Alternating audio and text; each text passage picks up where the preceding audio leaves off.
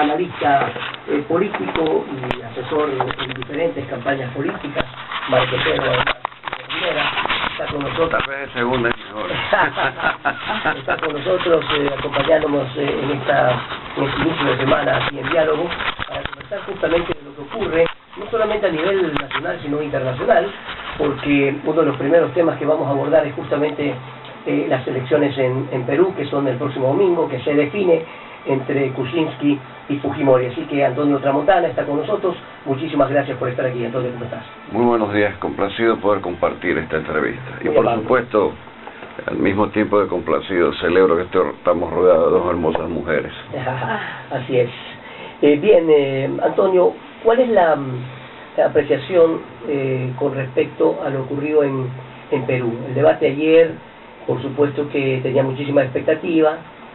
A partir de hoy no se pueden divulgar las encuestas en Perú, entra en veda política. Sin embargo, pues se habla de que Keiko habría tenido un ligero favoritismo en las encuestas después del primer debate, ocurrió hace pocos días, y que se habría ratificado ayer. ¿Cómo cambia el panorama político con un segundo debate?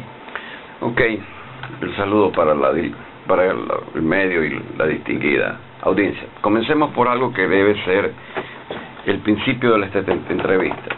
Yo conozco Perú por las elecciones desde el 2010. He participado y gané una elección que es la presidencia regional de Arequipa. Conozco a PPK porque no pude para esa fecha manejarle su campaña, pero sí tengo una idea general y tal vez me adelanté a predecir el triunfo de Keiko. ¿Y por qué predije? Porque encontré dentro de la primera vuelta una pequeña diferencia de que era el corazón de un pueblo a través de lo poco bueno que hizo Fujimori, y eso significaba 50%. Ahora, adicionalmente, tuve una participación con el señor Acuña. El señor Acuña, que plagió una tesis, y estuve en esa campaña con el señor Fabre, que fue el asesor de Humala, pero cuando resultó realmente desfavorable el hecho de que había ocultado una información, hasta ahí se acabó la campaña. Y de ahí el proceso me desvinculé, pero sí, siempre supe que Keiko iba a puntear por un afecto padre-hijo, hijo-padre y pueblo, en la naturaleza misma de la esencia de esto que se llama percepciones, sentimientos, expectativas. Y se está cumpliendo, más allá de que estuvieron empatados técnicamente antes de los debates, y lo dije, no en este medio, o no en al ser entrevistado con usted, pero sí dije que ella iba a ganar largo en el sentido de aventajar. Yo espero que la perspectiva de la tendencia, más o menos midiéndola, más allá de lo que he estado viendo del CPI, que es la que sigo, Ixos también he colaborado con ellos en cierta medida, de que el triunfo va a ser entre 6 y 8%, si no me llevo a equivocar. Ojalá me equivoque, porque digo esto, mientras más me equivoco, más humano me siento, y sé que estoy sobre la faz de la tierra. Ahora, indiscutiblemente en Perú, después de la década del Fujimorismo, por supuesto que hay quienes dicen que esa década fue terrible, que los derechos humanos fueron irrumpidos permanentemente, que el desafío era encontrar a alguien que pueda vencer a Fujimori, y todo esto salió después de marchas de protesta, igual toledo al poder, etcétera. Sin embargo, hay que recordar que en Perú se vivía una época de terrorismo terrible, el senderismo, el sendero luminoso, y hay mucha gente que reconoce en Fujimori justamente aquello. Después de todo esto, y después de que Ollanta Humala va al poder, se suponía que el Fujimorismo debía estar más que debilitado al haber vencido a Keiko Fujimori, y que su padre, Alberto Fujimori, prácticamente está a punto de fallecer, está muy mal preso. ¿Qué es lo que pesa más en este momento en los electores para usted? ¿El sentimentalismo o la realidad de haber cambiado un país a su manera? Hay un sentimentalismo que fue medido allá, que era marcado, y un recuerdo vago de aquello que justamente fue el giro de la intranquilidad a la paz. O sea, eso estaba muy marcado. Y el camino estaba trazado solamente para generar buenos contenidos y buenos principios en cuanto a manejo de gobierno. Pero Pablo Kuczynski, que lo conozco, es un hombre muy frío, muy de números, no despierta sentimientos, no realza la parte emocional. Más bien es un hombre más tirado a lo racional, pero esa es la característica de él. Entonces, en esto de aquí, una personaje como Keiko, que con su sonrisa un poco más ya uno se lo mete en el bolsillo, era claramente difícil una barrera. Y además, recordemos que hay algo que siempre va a pesar. Cuando en una disputa electoral, llamémoslo así, un hombre se enfrenta con una mujer política, tiene que saber por dónde tiene que manejar el hombre la campaña. Y se lo digo porque la presidenta regional de Arequipa en primera vuelta perdimos por 1%. Por 1% perdimos, pero la segunda vuelta la ganamos por 1%, pero justamente yo estudiando al rival. Sí, exactamente, con 6.000 votos. Pero estudiando al rival y volviéndola a ella más femenina.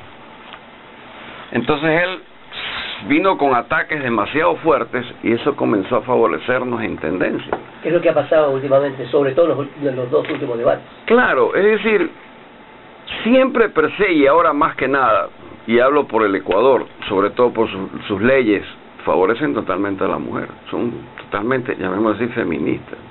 Entonces, nosotros somos los que nos cuelgan de los dedos, de los pulgares. O sea, bueno, está escrito, no es una crítica, pero bajo esas circunstancias, cuando esa confrontación se produce, la esquina que yo llamo, o sea, la parte que dirige la campaña, tiene que saber cómo diseñar la estrategia correcta y la comunicación correcta, porque un movimiento es falso y usted pierde una campaña. Y peor cuando va a un debate. Los debates son prácticamente esperanzas y desesperanzas, pues desesperanza del que quiere debatir y esperanza desesperanza del que está primero y esperanza del que quiere debatir. Además, en las últimas décadas, y yo creo que en toda nuestra región, no solamente en Perú o Ecuador, es conocido que las últimas semanas es cuando realmente se decide el electorado. Totalmente. Y en Perú estamos seguros, después de haber visto el debate y las crónicas de los periodistas peruanos e internacionales, que la gente tiende sus colegas allá son durísimos, mucho más duros que acá. ¿Sí? Totalmente, o sea, es con fuerte. Los conozco perfectamente. Entonces creo que esta semana va a ser muy dura, y en esa medida el que menos se equivoque o el que más calle, exactamente, o el que más calla, seguramente podrá haber sorpresas el día domingo. ¿Qué le conviene al Perú? A ver, el Perú es un país que está boyante económicamente, que está saliendo prácticamente de un equilibrio macroeconómico y microeconómico de altísima solvencia y de un desarrollo en su parte industrial, que a mi modo de ver lo único que le convendría es seguir una ruta. Le quiero decir algo que se me pasó. Cuando uno analiza la situación de por qué gana un mal y llega un mal al actual presidente, deja un descontento porque no prácticamente cumple con la parte social, que es muy importante allá. Lo económico rueda solo, pero lo social todavía hay una deuda, y él se olvida de esa deuda, y aparte de que se olvida de esa deuda, tiene un inconveniente con su señora esposa, que salta en un tema de corrupción. Entonces se le mezcló todo esto y suscita que produce un vacío en el electorado, que alguien le cumpla lo social, de que alguien vele por lo social, de que alguien establezca parámetros nuevos. Por eso es que cuando se planteó lo del señor Acuña, se saltó de 0 a 12% y se llegó en segundo lugar, estando Keiko. Pero desgraciadamente uno sabe lo que tiene que hacer, pero cuando no le dicen toda la verdad, eso se desmorona, pero peor que el terremoto que tuvimos, malo que lo cite. Así es, parece mentira, pero en una campaña electoral, cuando hay realmente un equipo de por medio que trabaja en función de estrategia, de comunicación, de cuarto de guerra, etcétera, no digo que es fácil, pero es mucho más posible identificar cuáles son los errores que no se deben cometer. Totalmente. Entrando ya al plano nacional, ¿eso se cumple en Ecuador? Todavía estamos viendo que hay candidatos que creen saberlo todo, que no necesitan apoyo en ese sentido, que los cuartos de campaña son como muy lejanos para ellos, o estamos viendo estructuras de campaña permanentemente ya con candidatos aquí en Ecuador. A ver, las estructuras de campaña totalmente montadas con buena esquina no las veo yo todavía. Y una sencilla razón, porque después del 16 de abril, las circunstancias propias del momento de la tragedia provocaron un vacío, y en ese vacío entra el mandatario, y creo que entra mal, y se produce mayor vibración, dígase usted, o mayor movimiento en cuanto a las redes sociales, pero las circunstancias de ese momento eran de justamente saber qué decir, saber qué no hacer, y saber en ese momento el rumbo del Ecuador, porque el Ecuador a partir del 16 de abril tomó ritmo a nivel de qué, de lo que es la crisis económica, que ya nadie puede negarla, más una catástrofe que es muy seria, y bajo ese concepto había que darle al país, si los actores políticos tenían el temple o prácticamente la dirección, el equilibrio en cuanto al contenido de lo que se podía hacer, no en cuanto a criticar lo que se iba a hacer, porque la crítica de lo que se iba a hacer ya se iba a hacer, y ninguno se iba a escapar, sino que había que tomar un rumbo en el sentido pragmático de qué es lo que puede hacer un liderazgo bien marcado. Si usted considera que estoy equivocado, podemos hablarlo, pero ¿qué he visto? Que en ese trayecto, que es desde que marca hasta el 24 de mayo, que es el informe del mandatario, el mandatario se ha recompuesto. El mandatario ha jugado lo que debería jugar, al superhéroe, y el resto no se ha dado cuenta. Yo hace 3 semanas se lo planteé a un grupo muy importante empresarial, le dije, él se va a recomponer. No es que se ha recompuesto totalmente, pero sí ha recuperado sus grados de aceptación, y más que nada, se lo pongo de esta manera, a tal punto llega él que sabe que hay una recomposición, que el día de la exposición en la asamblea ya presenta el binomio. Entonces, presenta el binomio. ¿Fue tan evidente como...? Por supuesto. Ellos tienen una esquina que sabe manejarse muy bien, y además era el momento para, como la posta de 4%, entregar el testigo al que sigue. Y si usted ve... Y la respuesta del vicepresidente... No sé cuál va a ser, pero si usted ve, ya el vicepresidente comienza a entrar a actuar, ya hay la figura del señor Lenín Moreno, ya hay la salida del mandatario, que si usted me pregunta qué fue lo mejor del discurso, el país está cansado de mí y yo estoy cansado de él. Sí, eso lo resumo claramente, que ya a o sea, si a alguien le quedaba algo de duda, quedó despejada totalmente. Entonces, si Alianza País comienza a jugar muy bien, aquí hay un ajuste nuevamente de las fichas. O sea, el tablero lo voltearon. Entonces los candidatos posibles que tienen sus opciones deben saber medir hacia dónde deben ir. Por eso digo, el país ya tiene ritmo, métase con rumbo a saber cómo camina esto. 7:07, estamos conversando con Antonio Tramontana justamente de lo que ocurre en el aspecto político. Vamos a hacer un paréntesis, nuestro diálogo con Antonio Tramontana, hablando de política, de lo que está sucediendo con respecto a esta campaña que ya se ha iniciado, porque hablan de julio, de agosto, de septiembre, de octubre. Yo creo que ya empezando el segundo semestre, hablar o no hablar de candidaturas es muy complicado en países como el nuestro, Antonio. Sí, se vuelve complicado, pero hay que saber qué candidatura es la que debe entrar. Porque vuelvo y me ratifico, el país tiene ritmo, hay que ponerle rumbo. El famoso timing. Sí, hay que ponerle el timing, hay que saber el candidato qué es lo que quiere lograr, porque ya sabemos que la estructura económica es la que está afectada, pero hay que entenderlo simple y llanamente. El problema es que esta dolarización es como la cisterna de agua. Tiene que entrar la misma cantidad de agua para que salga y se reparta, pero el problema no está ahí. El problema no está en la macroeconomía, en el sector exportador, en el sector industrial, en el comercio. El problema está en que las finanzas están impidiendo que no solo no entre el agua, sino que escasee y eso se traduce en un problema de liquidez en finanzas. ¿Qué quiero decir? Muy sencillo, que me llega la factura de la empresa eléctrica, del servicio de agua potable, de lo que sea, y no la puedo pagar al fin de mes, porque no tengo la liquidez económica. Entonces, lo que veo que han hecho es corregir la liquidez. Y esa corrección de liquidez, en términos que no se ve, es ni más ni menos que el sacrificio al cual vamos a estar sometidos con la ley de solidaridad, con ciertas regulaciones tributarias, pero que al fin y al cabo el gobierno respira. Hasta, acabo de leer que el precio del petróleo está en $50. Bueno, pero es un aliciente para tratar de, cuando menos, salvar, yo diría, lo inmediato que es el problema que está en Manabí, en Esmeralda, que sigue siendo todavía grave por el impacto. Créanme, estuve el fin de semana recorriendo la zona cero, en la zona cero, no desde la zona cero, no, adentro. ¿En Puerto Viejo, Manta? Manta. Suficiente con ver Tarqui. Creo que es una lección, a mi modo de entender, de lo que la naturaleza puede hacer cuando quiere. Y me da la impresión que la zona se vuelve muy inestable, muy sísmica, de mucho peligro.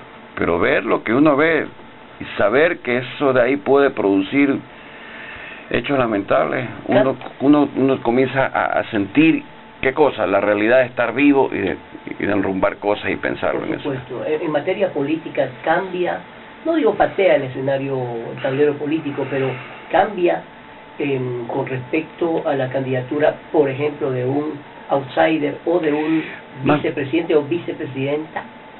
Sigue siendo latente. El outsider para mí está latente porque en todo esto el presidente produce un vacío. O sea, sale su binomio que debe armarse para arriba o para abajo, y la tendencia es, bueno, unos lo querrán más, otros lo querrán menos, pero los votos que puede perder la Alianza País en un momento determinado, ¿hacia dónde corren? Y el crear un outsider significa que ese 40% que no ha decidido, o 35% que no ha decidido su votación, es el caldo de cultivo para que tenga una voz, tenga un requerimiento, sepa manejar contenido, estructurar bien lo que quiere, y va a salir. Ahora, yo no descarto en esa opción de que el elemento femenino pueda ser un elemento que decida. ¿Por qué? Porque la especialización de esta elección no es cualquier tipo de político, o cualquier tipo de hombre político, cualquier tipo de mujer política. Esta elección necesita un especialista, como toda terapia intensiva, o como toda emergencia, en finanzas, que diga, no hay problema, esto se resuelve. Y la solución del país, bueno, uno diría fácil, pero no es tan fácil. Pero como tenemos anclado el dólar, mucho ojo con lo que digo, tenemos anclado un dólar, ¿por qué no ser un hub financiero? No quiero hablar solamente de dejarlo en el tablero. Un hub financiero, y el problema de liquidez se comienza a solucionar y girar en un entorno en que todos tengamos dinamismo. Pero, bueno, ¿cuál es la mujer? La mujer tendría que requerirse con, para mí, modo de ver, con las condiciones de ver la parte social, de entender que hay una cuenta por pagar en ese que puede salir de Manabí. Que podría salir de Manabí, exactamente. Es decir, vea usted las circunstancias de este país.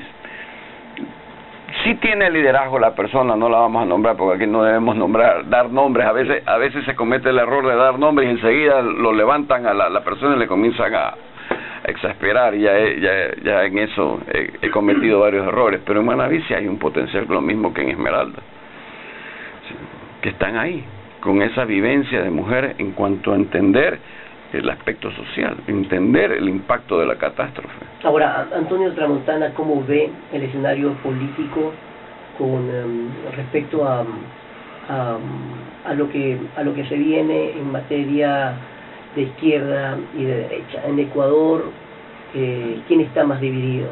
¿La izquierda o la derecha? Digo esto porque estas reuniones entre gente de oposición abiertamente, gente que estuvo en la izquierda democrática en un momento dado, de Pachacuti, unos que pasaron por Partido Social Cristiano, ahora Madera Guerrero, etcétera, conviene esa asociación de ideas que antes eran totalmente antagónicas. Yo creo que no va a dar resultado, porque el que vota por la izquierda no va a permitir que el de la derecha esté con usted. Y el que vota por la derecha no va a votar por alguien de la izquierda. O sea, mi concepto es de que deban ir en una estructura en la cual todos tengan candidatos a asambleístas y cada quien cuide su voto el día de la mesa electoral, el día de la votación. Y armar una hiperestructura no da con el país, porque el que ya está con la izquierda no va a votar por la izquierda más derecha y sumar, y el que está con la derecha no va a decir que la izquierda es complementaria. O sea, el efecto camioneta no funciona. No funciona para ese empuje, no funciona. ¿Por qué? Porque hoy por hoy la izquierda, y escúchenme en este concepto que se lo he sostenido a la izquierda, no hay más izquierda que la izquierda de Rafael Correa. No existe otra izquierda. ¿Qué otra izquierda puede haber? Si él ya hizo toda la izquierda, ya nos demostró lo que es la izquierda. ¿Me explico? Y del lado de la derecha, solo con la excepción del señor Guillermo Lasso, no quiere coger una bandera de poste y ponerla por delante. Si el problema no es ser izquierda o derecha, el problema es que hay que solucionar una situación económica en el país, y bajo esa óptica no se requiere que ni seamos izquierda ni derecha. Entonces los que están en el centro se sienten felices, pero nadie vota. Yo ahora escucho que soy del centro, entonces ya no soy de derecha, ya no soy de izquierda porque probablemente no conviene, sino ahora todo el mundo quiere ser del centro. ¿Sabe cuál es el problema de las definiciones en cuanto al concepto que es izquierda-derecha? En que se confunden en algo simple. No es soy, sino voy. ¿Sí me explico? O sea, no es que sea de izquierda o de derecha o del centro, sino que voy a solucionar un problema, venga de donde provenga. Y eso es más fácil de entender. Pero estamos enfrascados en que la tendencia en que eres amarillo, eres azul, eres rosadito. No. El país yo creo que ya situó lo que es una deuda social. La pregunta es, económicamente, ¿cómo voy a salir de un problema que digo yo, si me permiten ser egoísta, lo resumo así: estamos viviendo la furia del chiro y la furia del que no le alcanza. Es sencillo. Entonces, el país tiene ritmo, le falta rumbo. No es cuestión de soy, sino de voy. ¿Y qué hacemos con la furia del chiro y qué hacemos con la furia del que no le alcanza? Porque este semestre que se avecina, me da la impresión, o mejor dicho, más que me da la impresión, estoy seguro de que las cosas sí van a aumentar de precio. Claro, es decir, dejemos de hablar de ideologías y de diagnóstico y vayamos a las soluciones. ¿Quién ofrece en este país soluciones? Alguien que representa al gobierno y que dice, bueno, ya hemos vivido durante todos estos 10 años, ahora vamos a hacer esto, o alguien que diga, señores, esto definitivamente no nos conviene, vamos a hacer tanto. ¿A quién escuchamos con ese mensaje? Todavía nadie. Inclusive el gobierno lo único que está haciendo es reconstruyendo su imagen, porque, quiero o no, más allá de que uno no ha estado afín con el gobierno, y puedo decirlo así prácticamente de manera concisa, a este gobierno se ha ganado ¿cuántas campañas? 10, 11. 10. Yo le he ganado 5, bien ganadas. Le he ganado en Azuay, le he ganado en Esmeraldas, le he ganado en Manta, y más las 2 campañas ganadas por el referéndum de la aprobación de la Constitución en Guayaquil y la elección del alcalde Nebot en su momento en el 2009. Pero la pregunta siempre que me hago, porque tengo la oportunidad de conversar con todos, es decirle, bueno, ¿y cuál es la estrategia, hermano? ¿Chana con Juana o Juana con Chana? ¿Qué es lo que estamos viendo ahora? Entonces vienen esas confusiones y mi modo de ver, este gobierno tiene la particularidad de que todo lo que hizo con la mano se borró por la economía con el codo y se terminó de rematar con el terremoto. Es decir, este país estaba con un problema muy muy serio de liquidez, de lo que sea. Económicamente estábamos en problemas. Sí, en el momento del 16 de abril no solamente que se ratifica, sino que sucumbe, y todo el mundo ahora, mejor dicho, nadie puede negar esa crisis. Sí, que se va a comenzar a acentuar. Pienso yo que definitivamente julio, agosto va a ser un periodo de apretón fuerte. Entonces usted ve que en un momento determinado sí están cerrando agencias gubernamentales, alguien tiene que salir despedido. Hay familias que se afectan. Entonces usted ve que todo lo que pudo construir, vuelvo y repito, de buena fe, a la final le termina siendo, como quien dice, la injusta vida política le pasa una factura tremenda. Entonces usted dice, bueno, ¿cómo es esto? Pues si todo lo hice bien y al final me termino reconstruyéndome yo como imagen, como un mandatario. Ahora, Antonio, usted como consultor político, cuando justamente van donde un consultor como por un médico, bueno, cuáles son los medicamentos efectivos para ver qué hacemos, ¿cuál es la consulta más común? Porque la consulta más común es cómo ves las perspectivas de una tendencia. Entonces yo le respondo sencillito: encuestemos y ahí vas a ver la respuesta. ¿Te hago la encuesta o te la haga el que sea? ¿Las redes sociales son realmente un medidor de lo que está sucediendo? ¿Un buen encuestador gratis o no? Sabiendo leerlas, ¿no? Un buen desquite, para mi modo de ver. Si usted se pone a ver, es un desquite de que de que cada quien cree que al poner un meme o al poner algo está haciendo un bien, pero no resulta efectividad, porque usted lo que hace es calentar, pero hay que ver. Tal vez a nosotros nos llegue esa red social, tal vez nos llegue a una periferia, pero el que está abajo. Claro, esa es la equivocación permanente, ¿no? Es decir, todo el mundo está diciendo que... No, el que está abajo, el que está con la furia del chiro, no tiene pues para llegar al internet. Digámoslo así, de la manera más simple. Pero entonces nos autoalimentamos nosotros en las frustraciones, porque si usted ve, uno lee de todo en esas redes sociales, lee de todo, pues, o sea, chistes, cosas buenas, planteamientos, a veces mentiras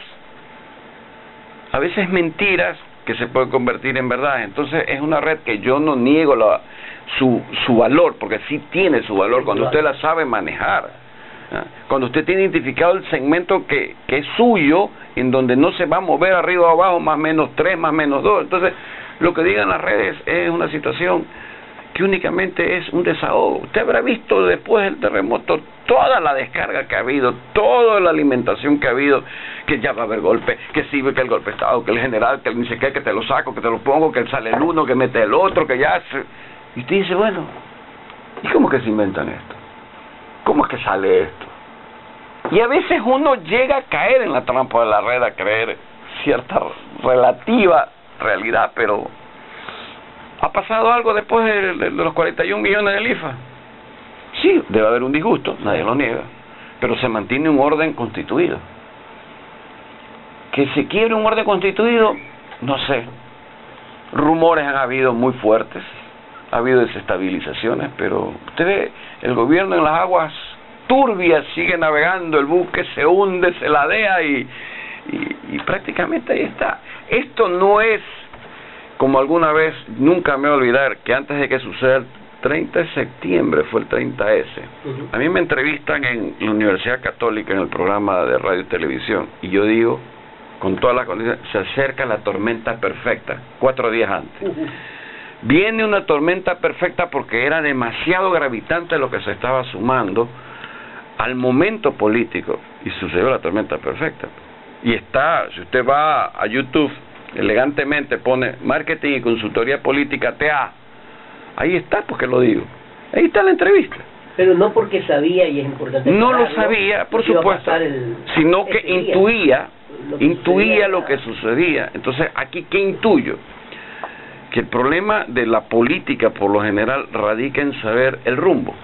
Por eso se lo he planteado. El país tiene un ritmo, es desesperante el ritmo que tiene el país, pero claro, no se puede solucionar hasta el 19 de febrero del 2017, que es la primera vuelta, sumando, y otra vez le repito, si yo fuera ciudadano, la pregunta es, bueno, ¿y por qué tengo que ver una coalición de 500 para derrotar a uno? ¿Y por qué tiene que haber más izquierda que la izquierda que saboreado? ¿Y por qué la derecha quiere ser derecha? O sea, si usted se pone a camisas de fuerza, quiere decir que en el momento que salta a la cancha ya está perdido. Probablemente esa sea... Entonces ahí viene la teoría del outsider, que siempre me preguntan, ¿el outsider va a salir? Va a salir. Pero outsider no es el virgen. Así es, eso es importante. Eso es importante, claro, no es que nunca ha estado en la política, que no. Siempre digo, es el que ya cruzó un charco de sangre. Y el charco de sangre deja de ser virgen, por Dios. Entonces, no nos confundamos en los factores, en las variables y las tendencias. Siempre digo, factor, variable y tendencia marca el destino de una campaña política. 7:40, volvemos después de la pausa comercial. Me llamaba un poquito la atención, ya se acerca las elecciones del 5 de junio y habían analistas que habían destacado mucho el tema de la ventaja en los indicadores de imagen, en especial en el tema percepción de confianza en un triunfo de Keiko, porque se la veía pues en todas sus exposiciones, en todas sus presentaciones, en todos los lugares donde ella aparecía en público que tenía las ganas de ser presidente. Yo creo que mucho ha tenido que ver también ese empuje que ella ha tenido,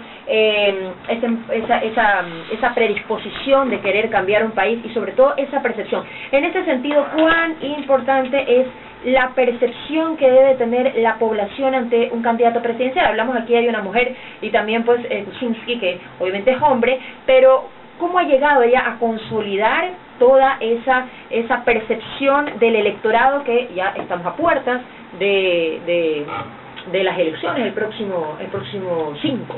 ¿Se lo puedo resumir? Sí. Autenticidad y originalidad. Una de las condiciones de todo candidato es que sea auténtico y muy original. Y también de pronto no, eso es fundamental. Claro. Usted es auténtica. Original, sí, practica la originalidad. Y la originalidad es la que usted tiene en el momento de respuesta. Si no hay autenticidad y originalidad propia, hay que darle entrenamiento al candidato. Ahora, también ha tenido mucho que ver de pronto en las apariciones de ella, en la cercanía directamente con el público, eso también ha... Indudablemente, o sea, hay quienes niegan que no son los momentos de las concentraciones. Hay quienes manifiestan que son las redes sociales las que ponen todo. Pero uno que ha vivido la tarima, y la ha vivido, y no lo niego, con el abogado Abdalá Bucaram en sus campañas hasta llegar a la presidencia, uno se daba cuenta que había un mundo, un submundo de que era el contacto. Hoy por hoy cuestan. Pero la tarima propicia una explosión de emociones. El Internet, en base a las redes sociales, si usted no construye el verdadero mensaje con contenido y esencia, con golpe, olvídese. Eso yo lo viví en la campaña de Cuenca con Raúl Carrasco. Entonces manejé su red social. O sea, los administradores estaban supeditados a la idea que yo manejara en ese momento para crear relativamente tendencia y likes. Pero si uno no conoce el concepto de cómo funcionan las cosas no van a funcionar nunca. Ahora, ¿cree que definitivamente el triunfo se dará por parte de Keiko el día 5? Sí. Pese a los indicadores, bueno, que le dan una gran ventaja, claro, sí, entiendo. Sí, le dan una gran ventaja, pero también esa intendencia, o se observó un cambio en el tema de la tendencia de intención del voto a favor de ella. Sí, por supuesto, porque supo manejar originalidad y autenticidad. O sea, malo que lo diga, usted trata con Pedro Pablo Kuczynski y no tiene esa autenticidad, esa originalidad para moverse en un escenario muy ágil. Sí, Alan García no es. El hecho de ser mujer, en cierta forma, le benefició un poco el poder llegar directamente al electorado de alguna u otra forma. Por supuesto. Ustedes tienen las mujeres el encanto de convencer al electorado. Y a veces a los hombres. Y a veces, digo, fíjese, qué audacia, y a veces, pero, y a veces. Claro. Aquí en el Ecuador eso no... Claro, como que no funciona mucho. A ver, aquí en el Ecuador no funciona porque no lo hemos probado. ¿Sí me explico? Cintia Viteri fue candidata a la presidencia. Claro, en su momento, pero no lo hemos probado a su full magnitud. Cintia Viteri fue candidata, pero escuchemos, hay que puntualizar algo. El Ecuador de esa época vivía lo que hoy yo llamo el AC y el DC. Antes de Correa y después de Correa. El antes de Correa era lo que se llamaba la partidocracia y nadie quería saber de la partidocracia. Y doña Cintia salió en el momento de la partidocracia y salió el señor actual, que es el mandatario. Y ese DC al cual lo llamo es después de Correa, se llama correísmo. Entonces hay dos marcas registradas de hechos en historia que hay que saberlo aprovechar. Pero es que también hay que reconocer que, por ejemplo, cuando cayó Bucaram, Rosalía Arteaga debía ser la presidenta y no la dejaron. Muchos dicen que es porque era mujer. En ese momento sí, es verdad, creo que sí. Pero son los momentos que reflejan hechos. Son situaciones, de esas son de las AC.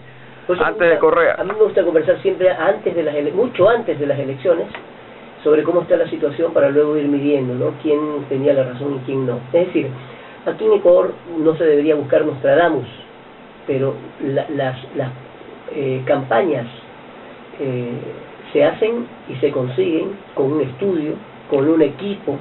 A fondo, estudio a fondo. Así es, y aquí no existe eso. Al menos muchos no lo reconocen.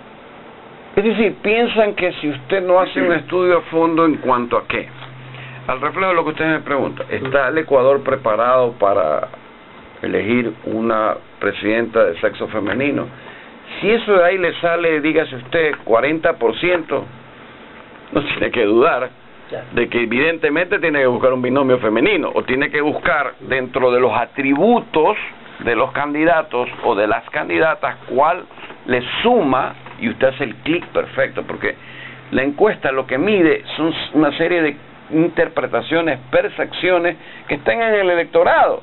No es lo que yo, como diríamos vulgarmente, cojo el dedo, creo que es el índice, ¿verdad? ¿Verdad? Es el índice. Me lo unto saliva en la lengua y vi dónde está el viento. Ah, sí, por aquí sopla, por aquí voy. No. Entonces, son una serie de técnicas que usted tiene que combinar, sobre todo el tema de la psicología del elector. El elector tiene una psicología que hay que saber interpretar. Si usted no la interpreta, se perdió. Se perdió porque es la misma psicología que se llama comportamiento del consumidor en marketing. Que si usted le dice que su producto es azul y el otro lo quiere ver amarillo, su producto no se venderá. Aparte que muchas veces es mal comunicado. Sí, puede ser un muy buen mensaje, pésimamente comunicado. Es que hay la etapa, o equivocado. Hay la etapa entre lo uno y lo otro en este camino de las percepciones, que es electorado candidato, justamente la comunicación. Estos tienen una comunicación de la realidad del país y usted quiere venir con una comunicación para que empate. Entonces el equipo de comunicación tiene que saber cómo empata, cómo rompe esquemas. Yo le puedo decir, no sé, experiencia propia. Campaña de Abdala Bucaram en el 96, rompimos esquemas. Campaña de Lucio Gutiérrez, nadie quería dar ni $2, pero llegamos a la primera vuelta y con distancia. Campaña de justamente Paul Carrasco para llevarlo a ser un líder en Azuay, y el arrastre que tuvimos de Marcelo Cabrera, que nadie se imaginaba. Pelea, yo digo cuerpo a cuerpo, pero centímetro a centímetro entre el gobierno y el MPD con Lucía Sosa. Un solo pronóstico en Manta. ¿Sabe qué pasó con mi pronóstico? Me levantaron una indagación fiscal en Puerto Viejo.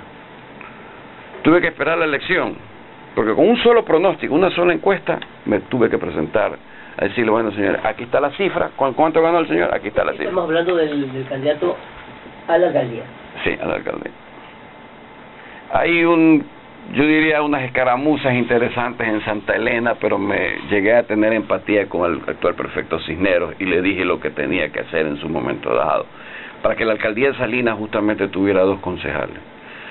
Eso fue también otra batalla simpática. Hablando de Paul Carrasco, en esta convergencia de opositores que hablan directamente de ir con un solo candidato, ¿qué posibilidad hay de que el Azuayo sea candidato a la presidencia? La mejor posibilidad, dentro del conocimiento que tengo de Paul Carrasco Carpio, es un magnífico político y un magnífico profesional, que si lo saben hacer jugar de vicepresidente, créame que usted jugaría con la parte económica muy bien, con un posicionamiento muy claro, y a él lo pondría en lo social para toda la reconstrucción. ¿Y sabe qué? Bingo. Pero yo creo que, lamentablemente, Paul, si sigue pensando en ser más izquierda que la izquierda, no hay. Porque he estado con ellos, los conozco, entendí la idiosincrasia cuencana. Ahora sí lo entendí. Estamos concluyendo esta entrevista, pero por supuesto no puedo dejar de preguntarle esto. ¿Hay posibilidades? ¿La gente puede pensar que definitivamente el alcalde Jaime Nebot no va a ser candidato, o hay todavía posibilidades que lo convenzan? Él ha dicho que no. En reiteradas ocasiones. Yo, si estuviera cercano a él le diría que no, y definitivamente pienso que no. ¿Por qué? Porque no es el momento. Él está en un momento que se llama la gloria, y enfrentar la situación que se viene haría que todo lo que ha hecho con la mano se borre con el codo, porque quien quiera llegar a Carondelet en el 2017 tendrá que tomar medidas muy drásticas y muy duras, durísimas, para comenzar a salir. Entonces entiendo, he conversado con él esa temática y hoy, a partir de hoy, lo comprendo. Su posición va a ser la de no, y está bien, yo he terminado aceptándola. Eso le digo todo. O sea, no he negado, no niego que sigo, para que algunos entiendan bien, próximo, porque cuando digo cercano creo que me linchan, próximo al alcalde Nebot, y esa es una discusión, más allá que esa negativa, le va a pasar una factura altísima, pero él tiene conciencia de esa factura, ¿ok? Pero bajo las posibilidades de que corra o no corra, todo el mundo, o sea, hay algunos que me preguntan, y ¿sabes qué? Ya no le preguntemos, dejémoslo que sea el no, porque él quiere que sea no. Es una posición que no la vamos a cambiar. Es como pensar en un solo candidato de Madera de Guerrero y de Creo, por ejemplo. Exactamente. Es decir, yo considero a estas alturas del partido que si no es Jaime José Nebot Sadi, aquí también yo le digo JJ Mayor, y él sabe que estoy autorizado para eso por parte de él, pensaría que quien fuese va a provocar una estampida de votos, porque ahí sí no creo que el abogado Nebot endose votos, porque ya lo probamos en el 2013, cuando él no es candidato no hay endose votos, cuando él es candidato a alcalde sí endose y arrastra. Pero eso no es malo, sino que la circunstancia va a obligar que la naturaleza propia de lo que el trabajo que ha hecho Guillermo Lazo en un momento determinado, por el hecho de decir soy, y debería decir voy, vaya también a producir su terremoto interno. No le deseo el mal a nadie, pero sigo pensando que va a salir el outsider y va a cantar y va a hacer la cosa como quien dice: me cansé de ti, me cansé de ti, me cansé de ti, tú me caes mal, ahora yo te detesto a ti, y sabes que ya, sí. Suerte tripo gallareta lo que venga, porque si lo que viene es mejor que el cielo, en buena hora, y si tengo que estar en el infierno ya estando, ¿cuál es la diferencia? Esas percepciones y manejo de psicología en el electorado, en clase media, clase baja, que conforman más o menos un 90% de la elección. No, con eso soy dueño de la verdad. Y si estoy equivocado, como digo yo siempre. Como siempre, importantes e interesantes conceptos de Antonio Trapotano, un hombre muy experimentado en la arena política. Y arrastrado también. Arrastrado, digo yo. Volvemos después de la pausa comercial, con Vivo hasta el día de mañana. Continuamos.